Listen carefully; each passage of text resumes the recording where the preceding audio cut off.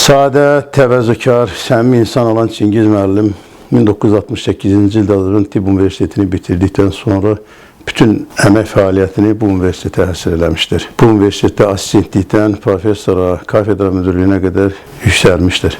Çingiz müəllimin həyatına diqqət yetirdikdə ona yalnız bir ad qoymaq olar, ustad. Azərbaycanda minlərlə tələbənin müəllimi olan, ondan çox elmlər namizədi, 2 dənə elmlər doktora hazırlayan Çingiz müəllim həm də Azərbaycanda hal-hazırda işləyən demək olar ki, bütün uşaq cərrahlarına dərs demiş, əksəriyyətinə isə praktik olaraq bu sənəti öyrətmişdir.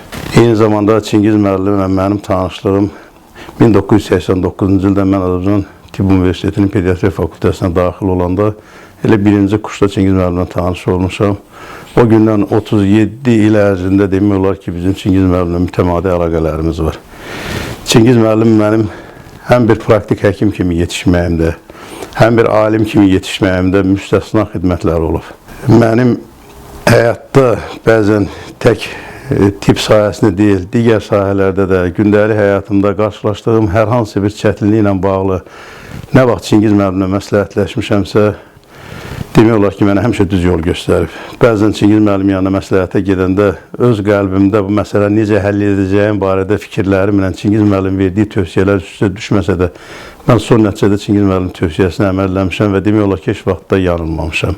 57 il cərrahiyyənin ağır bir sahəsində çalışan, yəni uşaq cərrahiyyəsi çox ağır bir sahədir və 10 minlərlə uşağa həyat bəxş edən Çingiz müəllimin əziyyəti danılmazdır. Hər bir əməliyyat, o xəstəni əməliyyat eləmək demək olar ki, bir xüsusi olaraq bir əziyyət, o xəstə ilə onun sağalması üçün çəkilən vaxt, xəstənin həyata qayıtması üçün, normal sağalması üçün insan daxilində bir həyəcan keçirir. Təsəvvür edin ki, 10 minlərlə uşağı həyata qaytaranda bütün hər bir uşaqla bərabər o həyəcanı keçirmək, onların sağlamlığa qovuşması üçün enerji sərf eləmək çox ağır bir məsələdir. Bugünlər Çingiz müəllimin 85 yaşı tamam olur. Arzu edirəm ki, biz Çingiz müəllimin əmək fəaliyyətinin 85 illiyini qeyd edək. Allah bizə də Çingiz müəllimə də ömür versin, o günü qismət eləsin. Gözəl bir konferans təşkil edir. Çingiz müəllimin 85 illik əmək fəaliyyətini qeyd edək. Çingiz müəllim, sizə uzun ömür, can sağlığı, heç vaxtı ağrımamaq arzulayıram.